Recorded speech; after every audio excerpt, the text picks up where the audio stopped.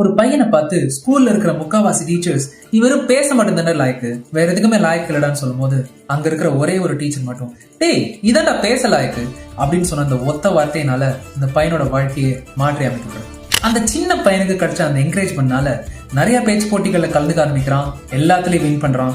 நம்மளாலையும் பேசி இந்த வாழ்க்கையில ஏதாவது பண்ண முடியுங்கிற நம்பிக்கை அவனுக்குள்ள வர ஆரம்பிக்குது. வாழ்க்கையோட அடுத்த கட்டத்துக்கே போகிறான்.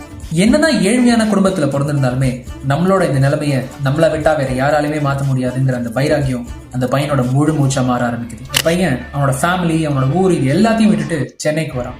ஆரம்ப கட்டத்துல நிறைய இடத்துல புறக்கணிக்கப்படுறான். அதுக்கப்புறம் அந்த பையனுக்கு ஒரு சின்ன வாய்ப்பு கிடைக்குது. கிடைச்ச வாய்ப்பை விடவே கூடாதுன்னு பயங்கரமா உழைக்க ஆரம்பிக்கிறான். அது மூலமா அவனுக்கு இன்னொரு வாய்ப்பு கிடைக்குது. அது மூலமா இன்னொரு வாய்ப்புன்னு அவனுக்கு கிடைச்ச ஒரு பெரிய வாய்ப்பு தான் பிக் பாஸ். நான் யாரை பத்தி பேசிட்டு இருக்கேன்னா, பிக் பாஸோட டைட்டில் வின்னர் முத்துக்குமரனை பத்தி தான்.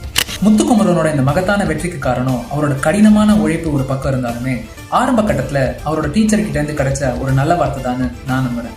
நம்மளோட வார்த்தையினால ஒருத்தரோட வாழ்க்கையை ஆக்கவும் முடியும், அழிக்கவும் முடியும். கவனமா பயன்படுத்துவோம்.